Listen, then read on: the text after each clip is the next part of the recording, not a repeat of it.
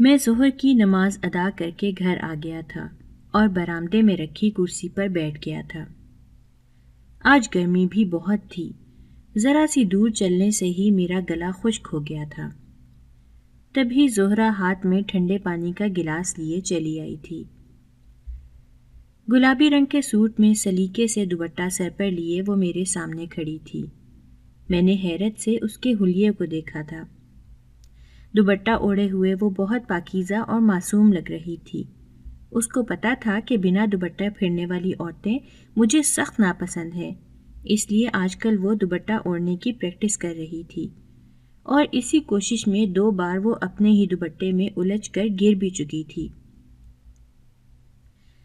زہرا کی معصوم شکل دیکھتے ہی مجھے غصہ آ گیا تھا۔ مجھے یاد آ گیا تھا کہ اس معصوم شکل کے پیچھے کتنا مکروہ اور گھناؤنا چہرہ ہے۔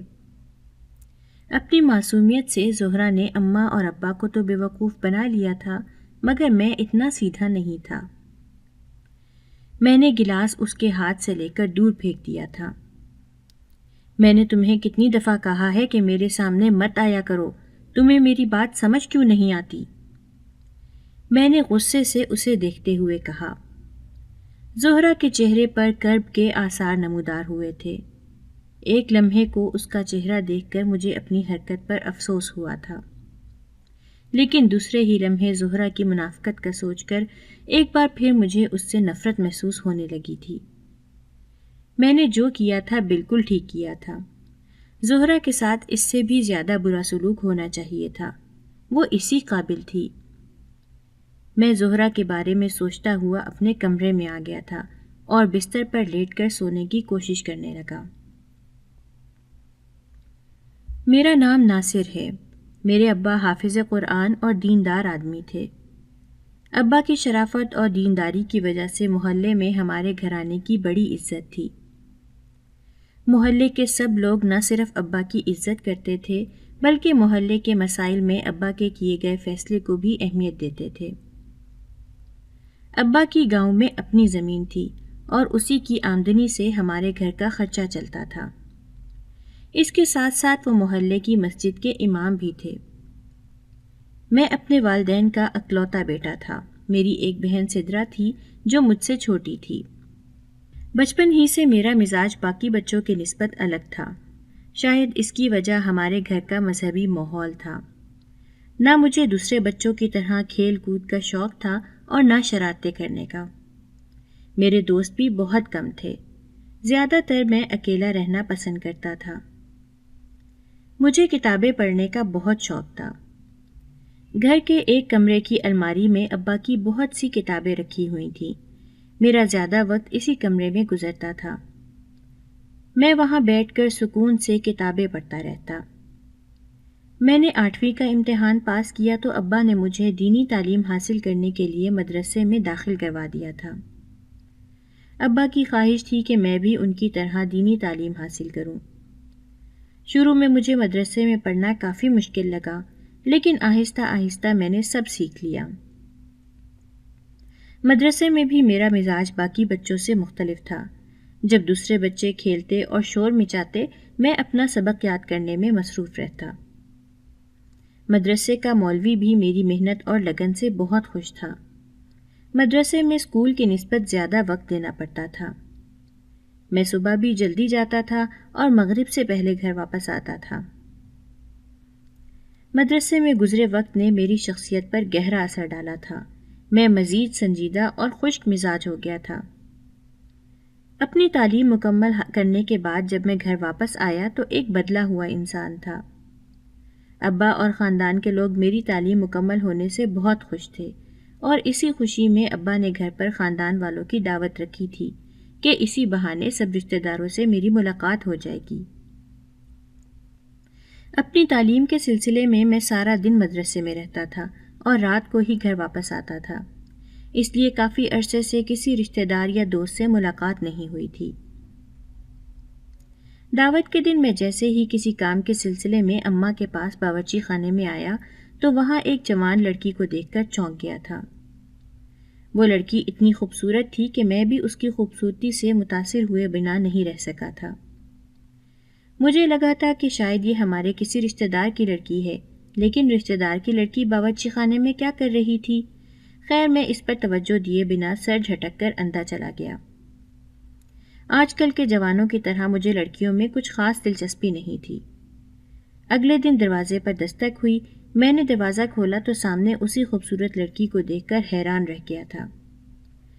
سادہ سے قمیص شلوار پر اس نے ایک باریک سا دوپٹہ لینے کا بس تکلف ہی کر رکھا تھا، اور وہ بھی اس کے سر کے بجائے کندھے پر پڑا تھا۔ اس کی بے پردگی دیکھ کر میرے منہ سے بے اختیار لا حول ولا قوت نکلا تھا۔ وہ بے تکلفی سے اٹھلاتی ہوئی اماں کے پاس باورچی خانے میں چلی گئی تھی۔ اماں نے مجھے بتایا تھا کہ یہ زہرہ ہے، تو میں حیران رہ گیا تھا۔ وہ چھوٹی سی زہرہ جو اماں کے پاس سپارہ پڑھنے آتی تھی، اب مکمل طور پر بدل چکی تھی۔ وہ کافی بڑی اور خوبصورت ہو گئی تھی۔ میں اپنے کمرے میں آ گیا تھا اور سونے کی کوشش کرنے لگا تھا، مگر کچھ دیر میں مجھے اندازہ ہو گیا تھا کہ میرا سونا مشکل ہے۔ زہرہ کی حرکتیں آج بھی ویسی تھیں جیسی بچپن میں تھیں۔ وہ میرے کمرے کے باہر ہی بیٹھی بلند آواز سے باتیں کیے جا رہی تھی اور منہ پھاڑ کر ہنسے جا رہی تھی۔ وہ نہ جانے کون کون سے قصے اماں کو سنا رہی تھی اور خود ہی پاگلوں کی طرح ہنسے جا رہی تھی۔ زہرہ کی ہنسی مجھے اس وقت زہر لگ رہی تھی اور اس کی باتوں کے شور سے میرے سر میں درد ہو گیا تھا۔ اس وقت میں نے سوچا تھا کہ اگر زہرہ گونگی ہوتی تو زیادہ اچھی لگتی۔ میری برداشت ختم ہو چکی تھی۔ میں نے کمرے سے باہر آ کر اس کو اچھی طرح ڈانٹا تھا اور اپنے گھر جانے کا کہا تھا۔ وہ منہ بنا کر اپنے گھر چلی گئی تھی اور جاتے جاتے مجھے کھڑوس کا خطاب بھی دے گئی تھی۔ میں نے اماں کی طرف شکایتی نظروں سے دیکھا تو وہ الٹا مجھے ہی غصے سے گھور رہی تھیں۔ اماں مجھ سے کافی ناراض ہوئی تھیں کہ یہ کیا طریقہ ہے بات کرنے کا۔ زہرہ تو روزانہ گھر آتی ہے اور وہ شروع سے ہی ایسی ہے، بلا وجہ بچی کو ڈانٹ کر بھگا دیا، بن ماں کی بچی ہے۔ میں چپ کر کے اماں کی ڈانٹ سنتا رہا۔ بچپن سے میں نے اماں کے منہ سے زہرہ کے بارے میں ایک یہی فقرہ متعدد بار سنا تھا کہ بن ماں کی بچی ہے، اور اس بن ماں کی بچی نے پورے محلے کو انگلیوں پر نچا رکھا تھا۔ لیکن آج اماں کی ڈانٹ کے باوجود مجھے خوشی تھی کہ زہرہ سے جان چھوٹ گئی تھی، اب وہ نہیں آئے گی۔ لیکن جب اگلے دن وہ پھر موجود ہوئی تو مجھے شدید غصہ آیا تھا، اور یہ بھی پتہ چل گیا تھا کہ وہ کافی ڈھیٹ ہے۔ اس دن میں عصر کی نماز ادا کر کے مسجد سے گھر کی طرف آ رہا تھا۔ گھر کے سامنے پہنچ کر جیسے ہی میں نے دروازہ کھولنے کے لیے ہاتھ بڑھایا، زہرہ ایک دم سے دروازہ کھول کر طوفانی رفتار سے باہر کی طرف بھاگی تھی۔ میں دروازے کے بالکل سامنے کھڑا تھا، اس لیے زہرہ زور سے مجھ سے آ ٹکرائی۔ میں اپنا توازن برقرار نہیں رکھ سکا تھا اور چاروں شانے چت زمین پر گر گیا تھا۔ شکر تھا کہ اس وقت گلی میں کوئی نہیں تھا۔ مجھ پر نظر پڑتے ہی زہرہ کھلکھلا کر ہنستی چلی جا رہی تھی۔ میں نے غصے سے اس کی طرف دیکھا تو اس کی سٹی گم ہو گئی۔ کہاں اندھوں کی طرح بھاگی جا رہی ہو؟ دیکھ کر نہیں چلا جاتا تم سے؟ اور اپنا حلیہ دیکھو، کوئی شرم و حیا نام کی چیز بھی ہے تمہارے اندر کہ نہیں؟ میں نے اسے لتاڑ کر رکھ دیا تھا۔ وہ نظریں جھکائے خاموش کھڑی میری پھٹکار سنتی رہی۔ تبھی اماں نے گھر کے اندر سے آواز لگائی، ناصر کیوں ڈانٹ رہے ہو زہرہ کو؟ جانے دو اسے۔ اماں کی آواز سنتے ہی میں ایک لمحے کو خاموش ہوا تھا، اور زہرہ نے یہی موقع غنیمت سمجھتے ہوئے دوڑ لگا دی تھی۔ زہرہ کی اس حرکت سے میرا موڈ خراب ہو گیا تھا، مگر اماں کو اس کی شکایت بھی نہیں لگا سکتا تھا۔ انہوں نے یہی کہنا تھا کہ کوئی بات نہیں، زہرہ بن ماں کی بچی ہے۔ بن ماں کی بچی ہونے کی وجہ سے زہرہ کو کھلی چھوٹ ملی ہوئی تھی۔ میں جلتا کرتا اپنے کمرے میں چلا آیا۔ زہرہ میرے ہی محلے میں رہتی تھی، مگر محلے کے لوگ زہرہ کو اچھا نہیں سمجھتے تھے۔ لوگوں کا کہنا تھا کہ زہرہ کی ماں ممتاز کا تعلق بازار حسن سے تھا۔ ممتاز زہرہ کے باپ اسلم کے ساتھ اپنے محلے سے بھاگ کر آئی تھی۔ ممتاز بہت خوبصورت تھی اور اس میں ایک الگ طرح کا رکھ رکھاؤ تھا۔ نہ جانے اسلم نے ممتاز کو کہاں دیکھا تھا کہ وہ اس کے عشق میں گرفتار ہو گیا تھا۔ ممتاز کو بھی اسلم سے محبت ہو گئی تھی اور ایک رات اسلم ممتاز کو بھگا کر اپنے گھر لے آیا تھا۔ لیکن گھر آنے سے پہلے اسلم نے ممتاز سے نکاح کر لیا تھا۔ اسلم کے ممتاز سے نکاح کرنے کی وجہ سے اس کے گھر والے بہت ناراض تھے۔ اسلم کا خاندان ایک عزت دار خاندان تھا اور ممتاز کا ماضی ان کے خاندان پر ایک سیاہ دھبے کی مانند تھا، اور اسلم کی تو سلمہ سے کئی سال پہلے منگنی بھی ہو چکی تھی۔ سلمہ اسلم کی پھپھو کی بیٹی تھی۔ اسلم کی اس حرکت سے اسلم کی پھپھو بھی ناراض ہو گئی تھیں۔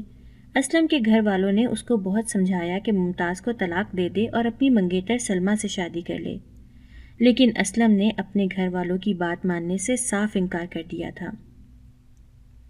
اسلم کے انکار پر اس کے باپ نے غصے میں آ کر اسلم کو گھر سے نکال دیا تھا اور اسلم کے ساتھ تعلقات ختم کر لیے تھے۔ اسلم کو بھی کسی کی کوئی پرواہ نہ تھی۔ ممتاز کے عشق کا جادو سر چڑھ کر بول رہا تھا۔ اسلم نے اسی محلے میں ایک چھوٹا سا گھر کرائے پر لے لیا تھا اور ممتاز کے ساتھ وہاں زندگی گزارنے لگا تھا۔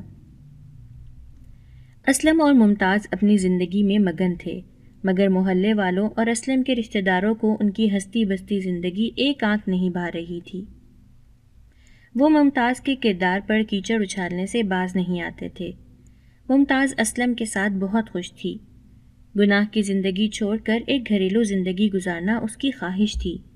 وہ اپنے گھر اور اسلم کا بہت خیال رکھتی تھی۔ وہ گھر کا سارا کام اپنے ہاتھوں سے کرتی تھی۔ اس طرح 1 سال کا عرصہ گزر گیا تھا۔ 1 سال بعد اسلم کے گھر ایک بہت پیاری بیٹی نے جنم لیا تھا جو ہو بہو ممتاز کی شکل تھی۔ اسلم نے اپنی بیٹی کا نام زہرہ رکھا تھا۔ اسلم بیٹی کو پا کر بہت خوش تھا۔ تینوں ہنسی خوشی اور مطمئن زندگی گزار رہے تھے۔ زہرہ 2 سال کی ہو چکی تھی کہ ایک دن اسلم کے باپ کو دل کا دورہ پڑا اور وہ ہسپتال میں داخل ہو گیا۔ ایک ہی محلے میں ہونے کی وجہ سے اسلم کو بھی باپ کی بیماری کی اطلاع مل چکی تھی۔ اسلم یہ خبر سن کر بے چین ہو گیا تھا۔ اسلم سے رہا نہ گیا اور وہ فوراً اپنے باپ سے ملنے ہسپتال پہنچ گیا اور باپ کے قدموں پر سر رکھ دیا۔ 3 سال گزرنے کے بعد اسلم کے باپ کا غصہ بھی کافی حد تک کم ہو گیا تھا۔ باپ نے بھی اسلم کو پیروں سے اٹھا کر اپنے سینے سے لگا لیا تھا۔ تمام گلے شکوے دور ہو گئے تھے۔ اسلم کو باپ کے گھر جانے کی اجازت مل گئی تھی، لیکن ممتاز کے اس گھر میں داخلے پر ابھی بھی پابندی تھی، اور یہیں سے اسلم اور ممتاز کی زندگی میں آنے والے طوفان کا آغاز ہوا تھا۔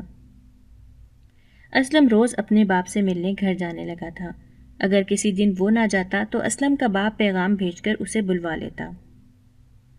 اسلم کے باپ نے اپنی بھانجی اور اسلم کی منگیتر کو بھی اپنے گھر بلا لیا تھا۔ وہ بھی اسلم کی آؤ بھگت کرتی اور اس کے لیے مزے مزے کے کھانے پکا کر رکھتی۔ رفتہ رفتہ اسلم کو یہ احساس ہونے لگا تھا کہ اس نے ممتاز کی محبت میں والدین سے منہ موڑ کر اچھا نہیں کیا۔ اگر ممتاز اس کی دنیا تھی تو اس کے والدین اس کی جنت تھے۔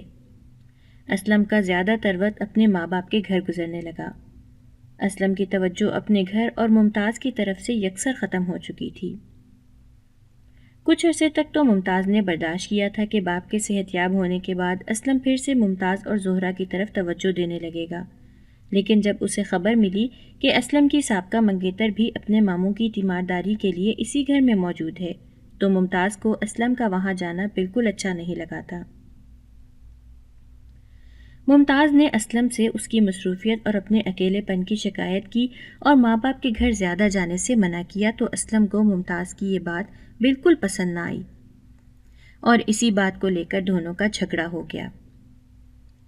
کہتے ہیں کہ مرد کے دل سے عورت کی محبت بہت جلدی ختم ہو جاتی ہے۔ یہی اسلم کے ساتھ ہوا تھا۔ اب اس کا ممتاز کے ساتھ اکثر جھگڑا ہونے لگا تھا۔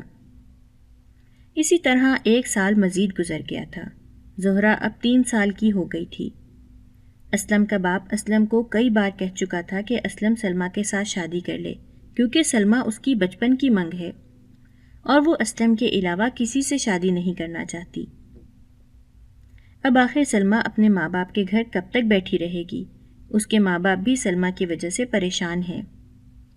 اسلم کے باپ نے کہا تھا کہ سلمہ نکاح کے بعد اسی گھر میں رہے گی۔ اسلم ممتاز کے ساتھ اپنے گھر رہے اور اسلم کی دوسری شادی کا اسلم اور ممتاز کے رشتے پر کوئی اثر نہیں پڑے گا۔ آخر اسلم اپنے ماں باپ کی بات کب تک ٹالتا؟ اب تو اس کا اپنا دل بھی ڈگمگانے لگا تھا۔ ممتاز کے ساتھ آئے روز کے جھگڑے کے بعد اسے لگنے لگا تھا کہ ممتاز سے شادی اس کی زندگی کا غلط فیصلہ تھا۔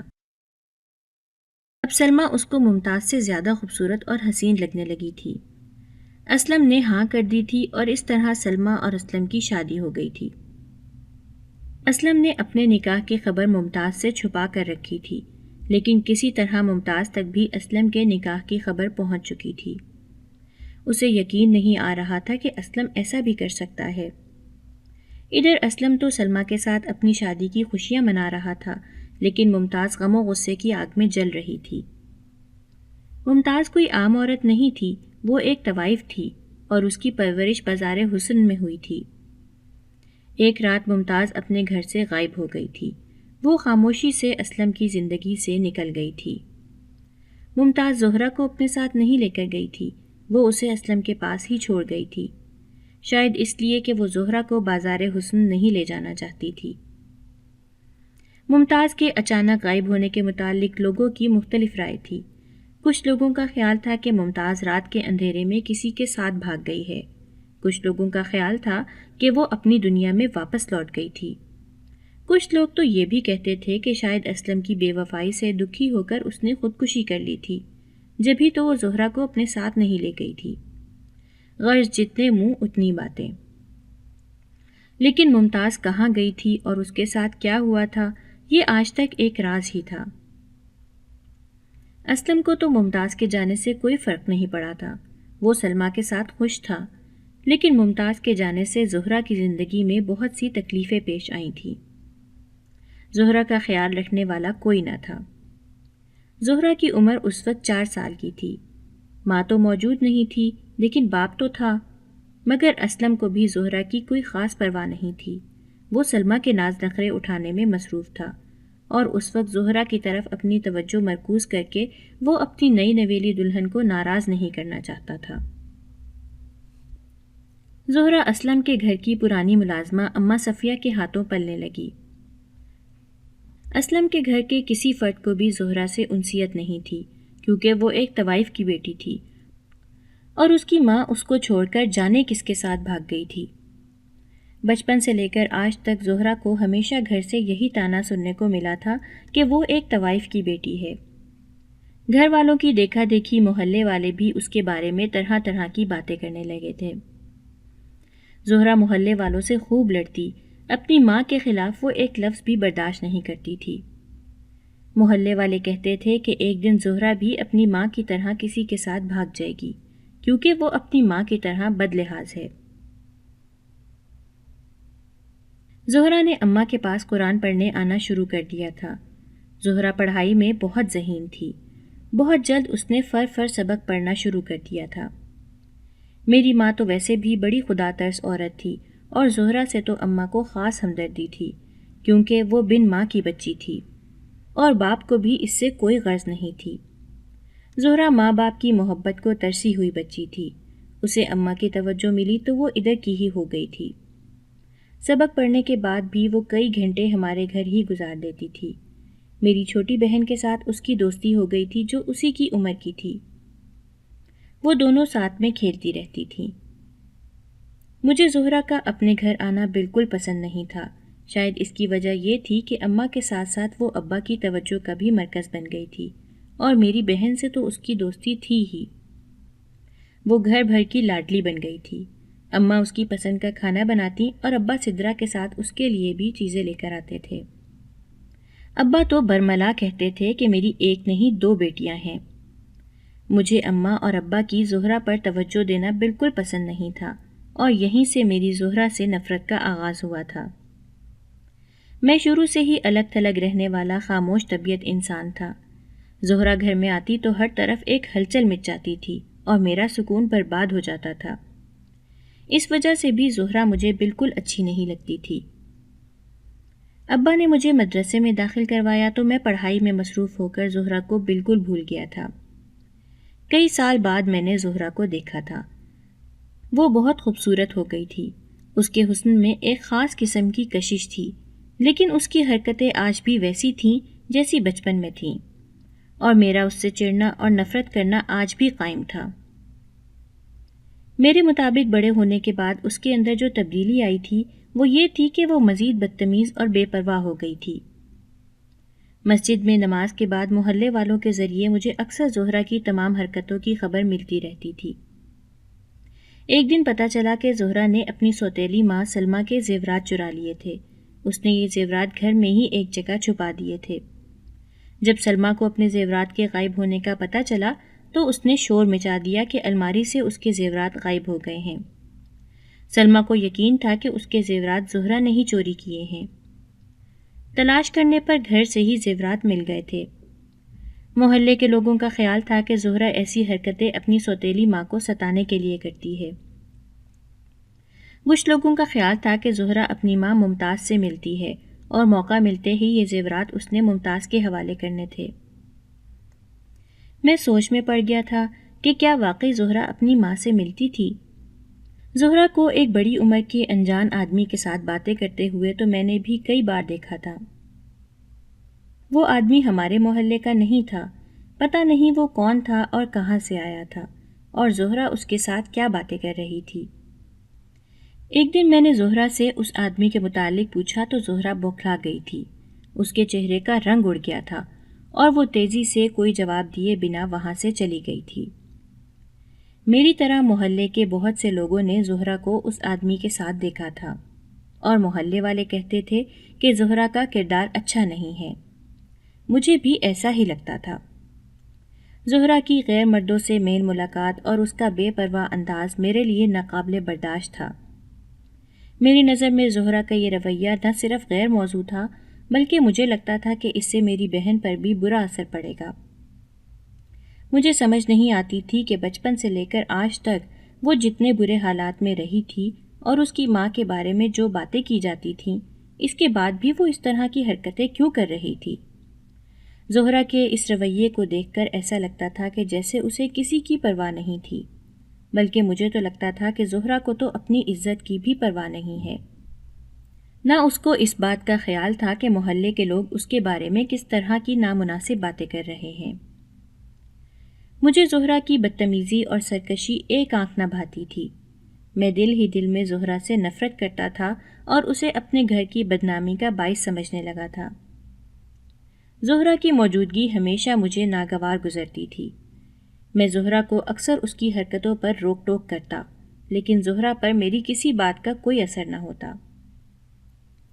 ایک دن میں کسی کام سے محلے سے باہر جا رہا تھا کہ جاتے ہوئے میں نے راستے میں زہرہ کو ایک لڑکے سے بات کرتے ہوئے دیکھا۔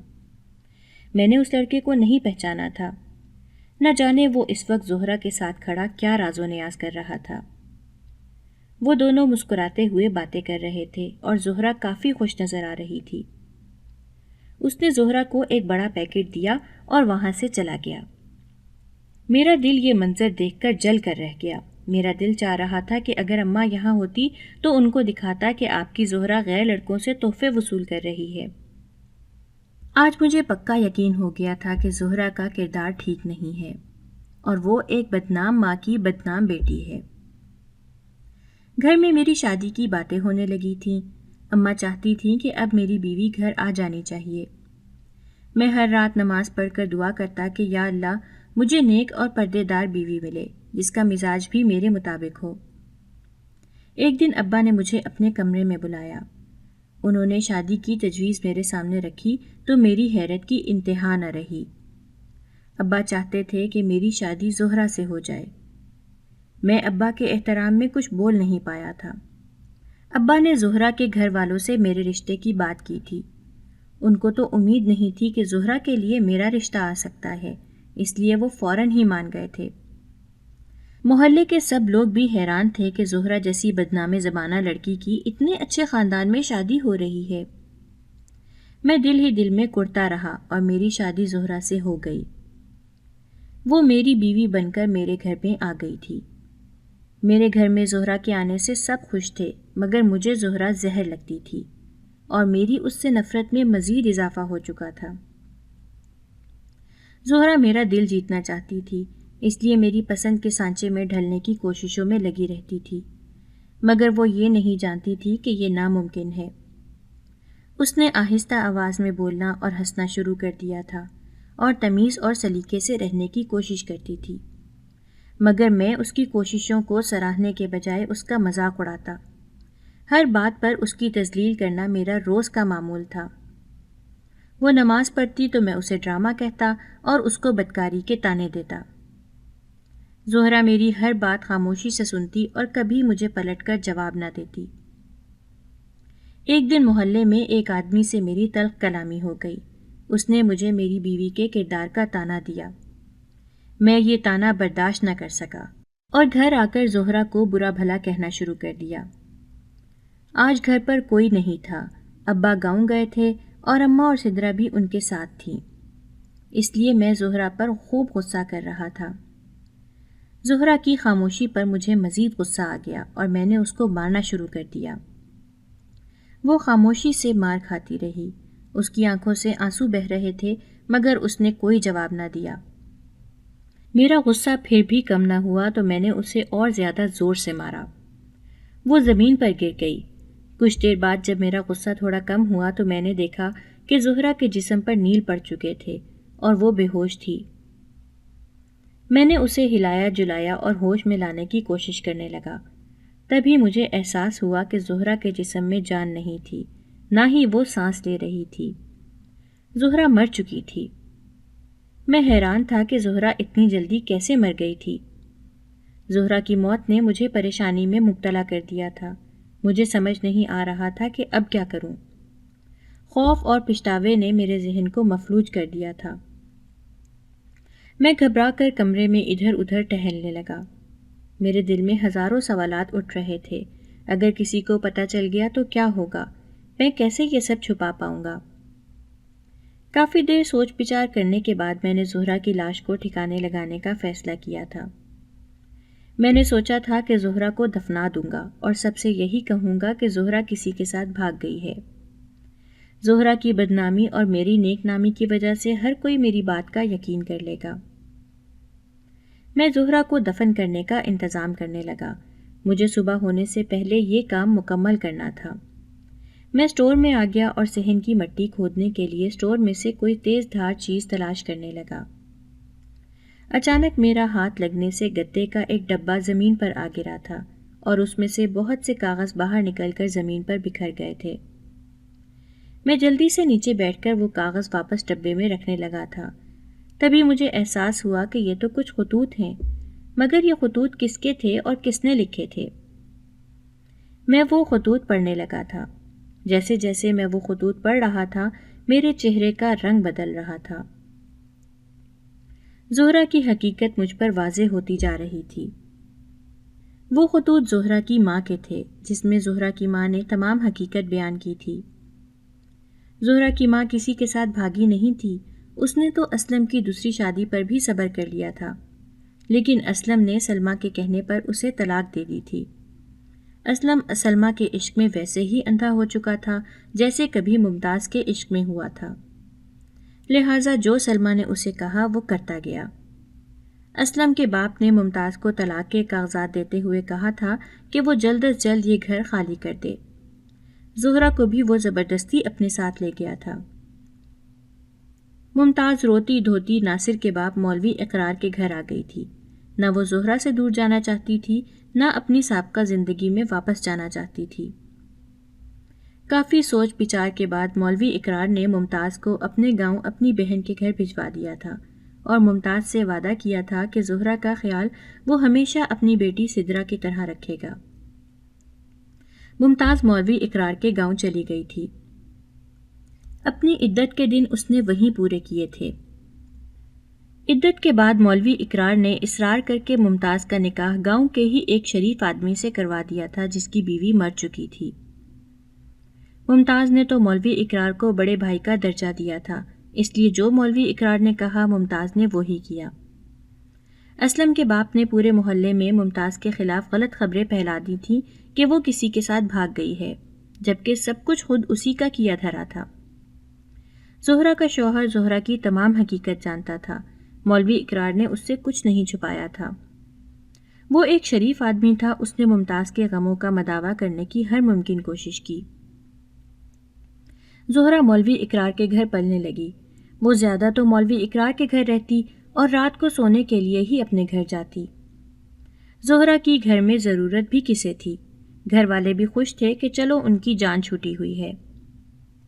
مولوی اقرار کے گھرانے کو ویسے بھی محلے میں بڑی قدر اور عزت کی نگاہ سے دیکھا جاتا تھا۔ لوگوں کا کہنا تھا کہ زہرا خوش قسمت ہے جو مولوی اقرار نے اسے بیٹی بنایا ہوا ہے۔ زہرا بڑی ہوئی تو ممتاز نے خطوط کے ذریعے اسے تمام حقیقت بتا دی تاکہ وہ اپنی ماں کو غلط نہ سمجھے۔ ممتاز اکثر اپنے شوہر کے ہاتھ زہرا کے لیے تحائف بھجواتی تھی جو وہ محلے میں آ کر زہرا کو دے جاتا تھا۔ اگر کبھی ممتاز کا بیٹا شہر آتا تو ممتاز اس کے ہاتھ زہرا کے لیے لازمی کچھ نہ کچھ بھجواتی تھی۔ زہرا اپنے بھائی سے مل کر بہت خوش ہوئی تھی۔ جس آدمی اور لڑکے کو میں نے زہرا کے ساتھ اکثر دیکھا تھا وہ تو اس کا بھائی اور سوتیلا باپ تھے، اور میں زہرا کو بد کردار سمجھتا رہا جبکہ وہ تو فرشتوں کی طرح معصوم تھی۔ زہرا کو اس کے گھر اور لوگوں کی طرف سے ساری زندگی تذلیل اور تضحیک کا نشانہ بنایا جاتا رہا تھا۔ تبھی تو وہ پہلے سب کے ساتھ جھگڑا کرتی تھی، پھر آہستہ آہستہ اس نے جھگڑا کرنا بند کر دیا تھا اور بے پرواہ ہو گئی تھی۔ اسے بھی سمجھ آ گئی تھی کہ آخر وہ لوگوں کے ساتھ کب تک لڑ سکتی ہے، اور میں اسے بے حس اور بے پرواہ سمجھتا رہا۔ زہرا بھی اپنی ماں کو خط لکھتی تھی۔ اس کے کئی لکھے ہوئے خطوط جو اس نے شاید پوسٹ نہیں کیے تھے یا پوسٹ ہونے سے رہ گئے تھے، ڈبے میں موجود تھے۔ اس نے اپنی ماں کو اپنی شادی کے بارے میں لکھا تھا اور یہ بھی لکھا تھا کہ وہ اس شادی سے کتنی خوش تھی۔ میں نہیں جانتا تھا کہ میری بے رخی اور نفرت کے باوجود زہرا مجھ سے محبت کرتی تھی۔ میں کئی گھنٹے اسٹور روم میں بیٹھا روتا رہا۔ آج آنسوؤں کے ساتھ میرے دل سے نفرت کا تمام غبار بھی دھل چکا تھا۔ مجھے میرے سب سوالوں کے جواب مل گئے تھے۔ کیوں ابا نے میری شادی کے لیے زہرا کا انتخاب کیا تھا؟ انہوں نے ممتاز سے کیا ہوا وہ وعدہ نبھایا تھا جو کئی سال پہلے انہوں نے زہرا کا ساری زندگی بیٹی کی طرح خیال رکھنے کا ممتاز سے کیا تھا، مگر میری وجہ سے ان کا وہ وعدہ پورا نہیں ہو سکا تھا۔ انہوں نے سوچا تھا کہ اس گھر میں زہرا ہمیشہ خوش رہے گی، مگر وہ تو زندہ ہی نہیں رہی تھی، میں نے اسے مار دیا تھا۔ آج مجھے احساس ہو رہا تھا کہ مجھے تو کبھی زہرا سے نفرت تھی ہی نہیں، میں تو جانے کب سے اسے چاہتا تھا۔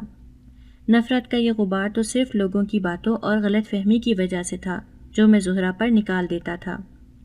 جو جذبات آج میں زہرا کے لیے محسوس کر رہا تھا وہ میں نے آج سے پہلے کبھی محسوس نہیں کیے تھے۔ میں نے فیصلہ کیا تھا کہ اب میں زہرا کے کردار پر کوئی تہمت نہیں لگاؤں گا اور صبح ہوتے ہی پولیس کو سب سچ بتا دوں گا اور اپنے کیے کی سزا بھگتوں گا۔ کافی محنت کے بعد میں نے زہرا کی قبر کو کھود لیا تھا اور زہرا کو اسی میں دفنانے لگا۔ زہرا کو قبر میں دفناتے وقت اس کا کفن کھل گیا تھا۔ میں جیسے ہی اس کا کفن بند کرنے لگا میرے ہاتھوں نے اس کے جسم کی گرمی کو محسوس کیا تھا۔ زہرا کو مرے ہوئے کئی گھنٹے گزر چکے تھے۔ اب تک تو اس کا جسم سرد ہو جانا چاہیے تھا، لیکن اس کا جسم تو گرم تھا، اس کا مطلب وہ زندہ تھی۔ میں بہت خوش ہو گیا تھا اور اسی وقت سجدے میں گر گیا تھا۔ میں نے اللہ کا بہت شکر ادا کیا جس نے مجھے اپنے گناہوں کے کفارے کا ایک موقع دیا تھا۔ میں نے زہرا کو کمرے میں لا کر بستر پر لٹا دیا تھا اور قبر بند کر کے مٹی برابر کر دی تھی۔ کمرے میں آ کر میں زہرا کو ہوش میں لانے کی کوشش کرنے لگا۔ کچھ دیر بعد زہرا کو ہوش آ گیا تھا۔ میں نے اس کے پاؤں پکڑ لیے تھے۔ وہ گھبرا کر اٹھ بیٹھی تھی۔ یہ کیا کر رہے ہیں آپ؟ وہ مجھے اس طرح دیکھ کر حیران رہ گئی تھی۔ میں بہت شرمندہ ہوں اور معافی کا طلبگار ہوں، پلیز مجھے معاف کر دو۔ زہرا میرے بدلے ہوئے رویے پر حیران تھی۔ زہرا دل کی بہت اچھی تھی، میری اتنی زیادتیوں کے باوجود اس نے مجھے معاف کر دیا تھا۔ اس دن کے بعد سے میں بالکل بدل گیا تھا۔ مجھے اندازہ ہو گیا تھا کہ ظاہری اعمال کے ساتھ ساتھ دل کی پاکیزگی بھی ضروری ہے۔ نفرت اور بدگمانی جیسی بری صفات سے دل کو پاک رکھنا ضروری ہے۔ میں غلط تھا اور اللہ نے مجھے اپنی اصلاح کا موقع دیا تھا۔ میں زہرا کو اس کی ماں سے ملانے لے گیا تھا۔ وہ پوچھ رہی تھی کہ ہم کہاں جا رہے ہیں، لیکن میں نے اس کو کچھ نہیں بتایا۔ اچانک اپنی ماں کو سامنے دیکھ کر وہ حیران رہ گئی تھی۔ زہرا خوش بھی تھی اور رو بھی رہی تھی۔ یہی حال اس کی ماں ممتاز کا تھا۔ اس کو تو یقین ہی نہیں آ رہا تھا کہ اس کی بیٹی زہرہ اس کے سامنے ہے۔ زہرہ کا باپ بھی اچھا آدمی تھا۔ زہرہ اپنے بھائی سے مل کر بہت خوش ہوئی تھی۔ اس دن زہرہ میری بہت ممنون تھی اور بار بار میرا شکریہ ادا کر رہی تھی۔ میری شادی کو کئی سال کا عرصہ گزر چکا ہے۔ زہرہ اور میری ازدواجی زندگی خوشگوار گزر رہی ہے۔ اللہ نے مجھے اولاد کی نعمت سے بھی نواز دیا ہے۔ میں اللہ کا بہت شکر گزار ہوں۔